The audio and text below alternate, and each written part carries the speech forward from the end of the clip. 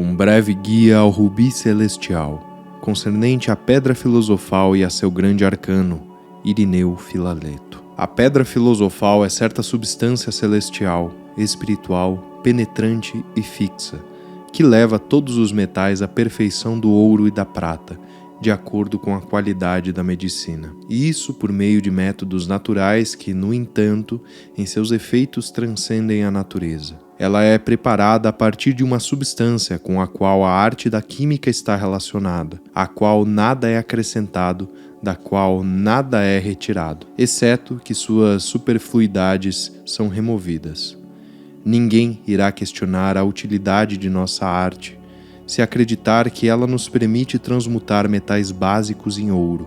Que os metais básicos são capazes de tal transmutação é evidente. A natureza destinou todos eles a se tornarem ouro, mas eles não foram perfeitamente maturados.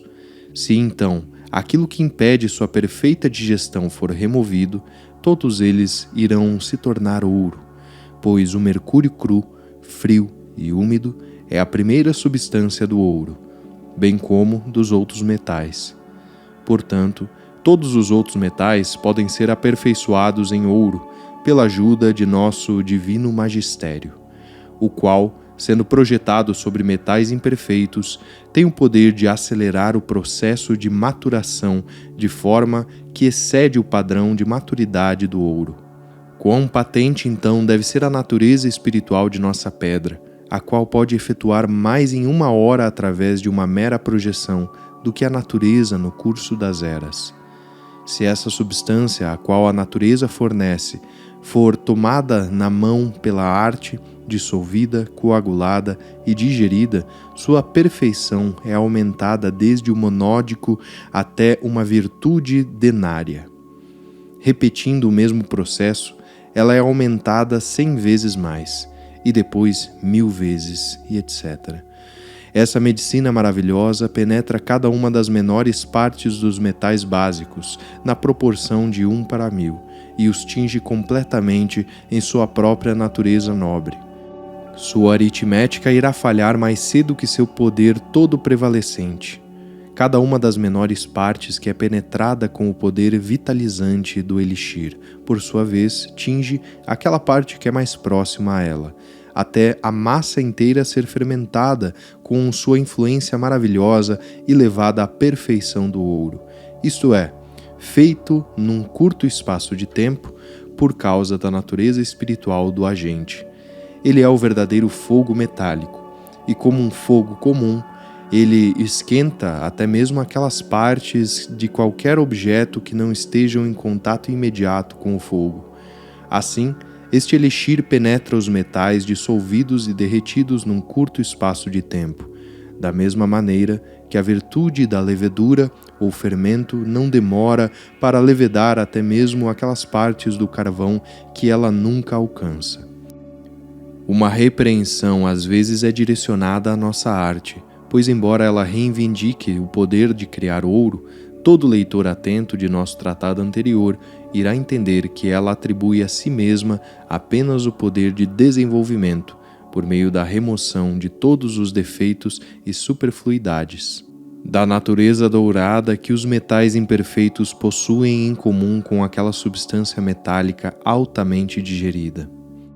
Escute então, enquanto compartilho com você o grande arcano dessa maravilha de pedra, que ao mesmo tempo não é uma pedra, que existe em todo homem e pode ser encontrada em seu próprio lugar a todo momento. O conhecimento que eu apresento não está direcionado aos indignos e não será entendido por eles, mas é a vocês, que são os estudantes mais sérios da natureza, que Deus irá, no seu próprio tempo, revelar este segredo glorioso. Eu tenho mostrado que a transmutação dos metais não é um sonho quimérico, mas uma possibilidade sóbria da natureza, a qual é perfeitamente capaz de realizá-la sem a ajuda da magia, e que esta possibilidade de transmutação metálica está fundada no fato de que todos os metais derivam sua origem da mesma fonte que o ouro, e que só foram impedidos de atingir o mesmo grau de maturidade por causa de certas impurezas, as quais nosso magistério pode remover. Deixe-me falar então qual é a natureza deste grande arcano que os sábios chamam de pedra filosofal, mas que se encontra em todo o homem, em todas as coisas, em todas as estações do ano, se for buscada no lugar correto. Ela deve ser composta pelos elementos, pois eles são a substância universal de todas as coisas, e como ela é de uma natureza homogênea ao ouro, ela deve ser aquela que contém as qualidades de todos os elementos em tal combinação que a torne incapaz de ser destruída pelo fogo. Conclui-se, então, que você deve procurar a substância de nossa pedra nos metais preciosos, já que essa combinação necessária de elementos não é encontrada em qualquer outro lugar. Aqueles sofistas tolos que buscam fora do reino dos metais nunca irão chegar a qualquer conclusão satisfatória, porquanto existe apenas um princípio verdadeiro e nada heterogêneo deve ser introduzido ao nosso magistério. Pois assim como um leão sempre nasce de um leão e um homem de um homem, assim todas as coisas devem seu nascimento àquelas que lhes são semelhantes. Isso quer dizer que o que é combustível deriva daquilo que é combustível, aquilo que é indestrutível daquilo que é indestrutível. Nem devemos esperar encontrar o princípio que comunica as qualidades do ouro em qualquer lugar, senão no ouro em si. Se de fato fôssemos capazes de criar o esperma a partir das coisas, poderíamos esperar este princípio metálico evoluir das plantas ou dos animais, que não o contêm, mas isso é um privilégio de Deus apenas. Nós devemos nos contentar em usar e desenvolver o esperma que já foi criado à nossa disposição. Coisas novas que somos incapazes de produzir, e mesmo se pudéssemos, nossa semente artificial não seria melhor que aquela que a natureza providenciou. Se qualquer um, chamando a si mesmo de sábio, não puder utilizar as coisas que já foram criadas, não parece provável que ele seja capaz de produzir coisas novas a partir de substâncias heterogêneas, como as sementes dos metais a partir de ervas e animais. Assim, você vê que a pedra que deve ser transformada dos metais em ouro deve ser buscada nos metais preciosos, nos quais ela está encerrada e contida. Mas por que ela é chamada pedra, embora não seja uma pedra, e como ela deve ser encontrada? Os sábios a descrevem como sendo uma pedra e não sendo uma pedra, e o vulgar, que não consegue imaginar como uma coisa tão maravilhosa possa ser produzida exceto pelas artes mágicas, censura a nossa ciência como ímpia, perversa e diabólica. Algumas pessoas doentias exigem uma pena, tornando a profissão ou prática dessa arte sujeita à punição prevista em lei. Ora, dificilmente alguém fica irritado com pessoas iletradas e ignorantes que clamam por isso, mas quando se é adotado por homens de exaltada posição e profunda instrução, dificilmente alguém saberia o que dizer. Também conto estes homens entre a multidão rude, porque eles são deploravelmente ignorantes de tudo que diz respeito à nossa arte. E, no entanto, esquecidos de sua dignidade, eles se juntam ao vulgo e clamam contra ela. Como muitas vilas praguejam covardemente, não é nem religioso, nem sábio julgar aquilo que você não sabe. E, no entanto, é exatamente isso que estas pessoas fazem, e ainda alegam ser cristãos e eruditos. Mas vamos retornar ao ponto do qual nos desviamos. Alguns alquimistas que estão em busca de nosso arcano procuram preparar alguma coisa de natureza sólida, porque eles ouviram dizer que o objeto de sua busca foi descrito como uma pedra. Saiba então que ela é chamada pedra, não porque seja como uma pedra, mas apenas porque, pela virtude de sua natureza fixa, ela resiste à ação do fogo, como qualquer pedra resistiria. Em espécie, ela está no ouro, mais puro do que o mais puro. Ela é fixa e incombustível como uma pedra, mas sua aparência é a de um fino pó, impalpável ao toque, doce ao paladar, fragrante ao olfato, em potência, um espírito muito penetrante, aparentemente seco e, contudo, gordurento, e facilmente capaz de tingir uma placa de metal. É com justiça chamada Pai dos Milagres, contendo todos os elementos de tal forma que nenhum deles predomina, mas todos formam uma quinta essência. Ela é, portanto, chamada de nosso fogo metálico gentil. Ela não possui semelhante, no entanto, não existe nada no mundo inteiro cujo nome ela pudesse usar adequada e perfeitamente. Se dissermos que sua natureza é espiritual, seria a pura verdade. Se descrevermos como corpórea, a expressão seria igualmente correta, pois ela é um ouro sutil, penetrante, glorificado e espiritual. É a mais nobre de todas as coisas criadas, com a exceção da alma racional, e tem a virtude de reparar todos os defeitos, tanto em animais quanto nos corpos metálicos, mediante a restauração deles até a mais exata e perfeita condição, de maneira que ela é um espírito ou quinta essência. Mas eu devo prosseguir e responder à segunda e mais importante parte da minha questão: como ela deve ser obtida? Ela não existe na natureza, mas deve ser preparada pela arte, em conformidade com as leis da natureza.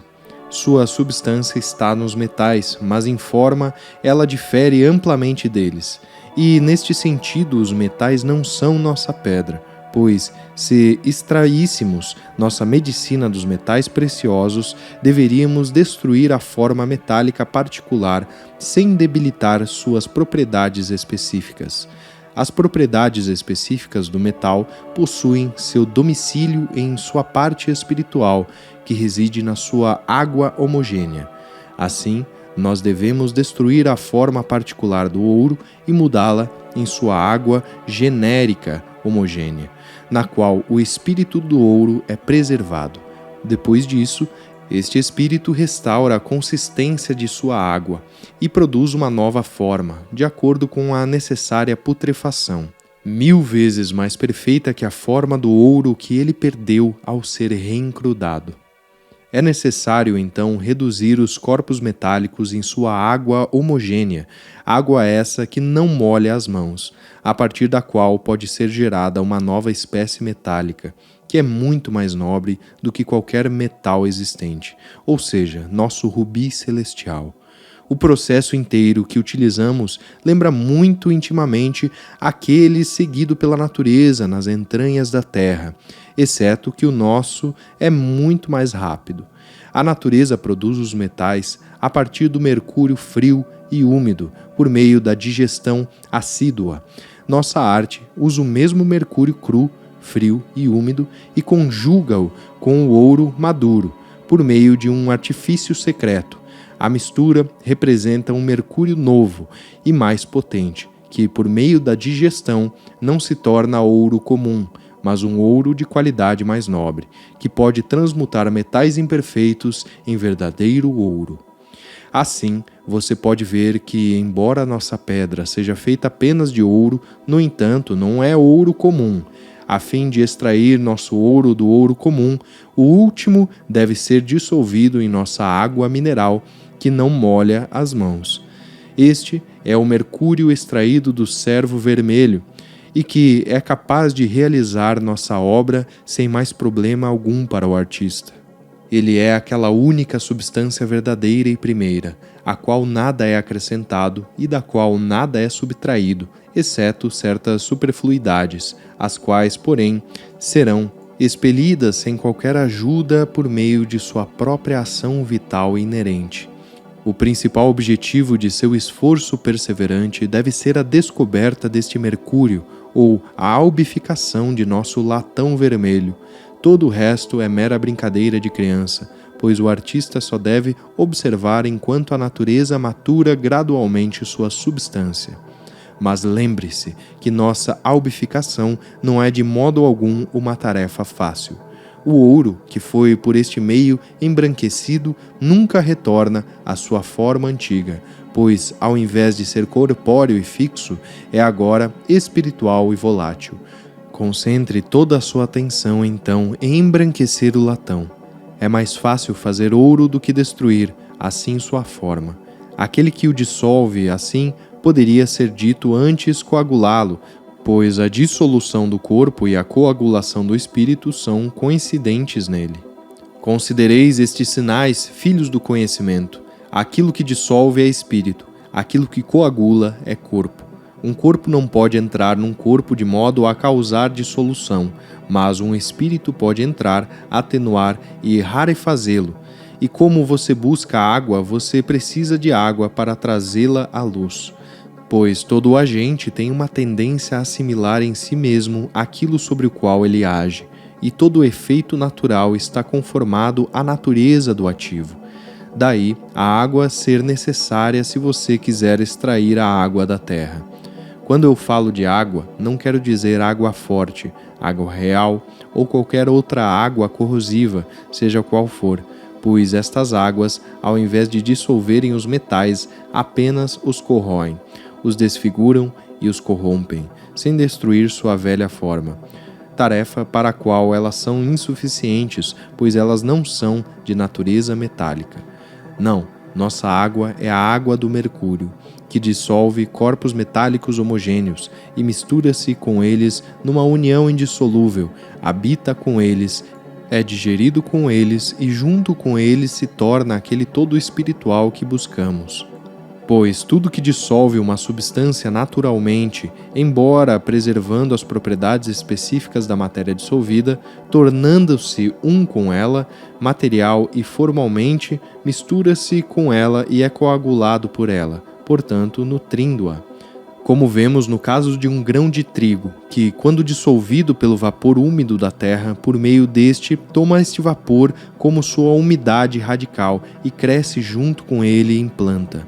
Nós podemos também observar que cada dissolução natural, sendo um avivamento daquele que foi morto, este avivamento só pode acontecer por meio de algum agente vital, que é da mesma essência da coisa morta.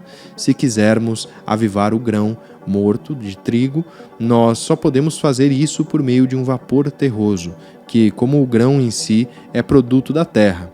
Por esta razão, o mercúrio comum não pode ter nenhum efeito avivante sobre o ouro, porque não é da mesma essência que ele. Um grão de trigo semeado em solo pantanoso, longe de ser avivado em vida, é, ao contrário, destruído, porque o vapor aquoso do solo não é da mesma natureza dele. Da mesma forma, o ouro, se misturado com o mercúrio comum ou qualquer outra coisa, exceto seu vapor essencial, não é dissolvido, porque tais águas são muito frias, cruas e impuras. Razão pela qual, sendo totalmente diferentes do ouro, eles não podem se amalgamar ou atingir um grau mais nobre de desenvolvimento. Nosso mercúrio, de fato, é frio e imaturo em comparação com o ouro, mas é puro, quente e bem digerido com respeito ao mercúrio comum, que se assemelha a ele apenas na brancura e fluidez. Nosso mercúrio é, de fato, uma água pura, limpa, clara, brilhante e resplandecente, digna de toda admiração. Se você quiser uma descrição mais minuciosa de nossa água, eu sou impelido por caridade a dizer a você que ela é viva, fusível, clara, nítida, branca como a neve, quente, úmida, aérea, vaporosa e digestiva, e que o ouro derrete nela como gelo em água morna. Além de que nela está contido o inteiro regime do fogo, e o enxofre que existe, mas não predomina nela. Esta água é a verdadeira guardiã de nossos portões, o banho do rei e de sua rainha, que os aquece incessantemente, mas que não é tomada de sua substância, e é distinta da substância embranquecedora da água. Embora os dois estejam unidos e apareçam sobre a mesma forma líquida e a mesma cor, ela é nosso vaso, nosso fogo, o domicílio da nossa fornalha, por cujo aquecimento contínuo e gentil a matéria inteira é digerida. Se você conhece esta água, ela será vista contendo todos os nossos fogos, todas as nossas proporções de peso, todos os nossos regimes. É a clara fonte transparente de Bernardo Trevisano, no qual nosso rei é limpo e é fortalecido para subjugar todos os seus inimigos. Tudo que você precisa fazer é encontrar esta água e colocá-la dentro de um corpo purificado. A partir das duas naturezas, será então produzido nossa pedra. Esta água mineral só pode ser extraída daquelas coisas que a contêm, e essas coisas das quais ela é mais facilmente obtida são difíceis de descobrir, como também o modo de sua extração. Ela destrói o ouro sem violência, é amiga dele, purifica suas impurezas e é branca, quente e clara. Sem nosso mercúrio, a alquimia não poderia ser uma ciência, mas apenas uma vã e vazia pretensão. Se você puder obtê-la, possuirá a chave da obra inteira, com a qual poderá abrir as câmaras mais secretas do conhecimento. Sua natureza é a mesma daquela do ouro, mas sua essência é diferente e sua preparação causa um grande mau cheiro. Pese bem as possibilidades da natureza, refreie-se de introduzir qualquer elemento heterogêneo em nosso magistério, e não me culpe se você não conseguir entender minhas palavras. Nossa pedra é produzida de uma coisa e de 4 substâncias mercuriais, das quais uma é madura, as outras puras, mas cruas, 2 delas sendo extraídas de seu minério de uma forma maravilhosa por meio de uma terceira. A quarta é amalgamada pela intervenção de um fogo gentil e é sujeita à digestão dia a dia, até eles se tornarem todos um só pela conjunção natural, não manual. Depois disso, o fogo sendo alterado, estas substâncias voláteis deveriam ser fixadas e digeridas por meio do calor que se torna um pouco mais poderoso a cada dia, ou seja, por meio do enxofre fixo e incombustível do mesmo gênero, até o composto inteiro atingir a mesma essência, rigidez e cor. Existem 12 graus ou fases deste nosso processo, os quais posso enumerar e descrever brevemente. Porém, medite sobre aquilo que foi dito até então e encontrarás o segredo da pedra filosofal.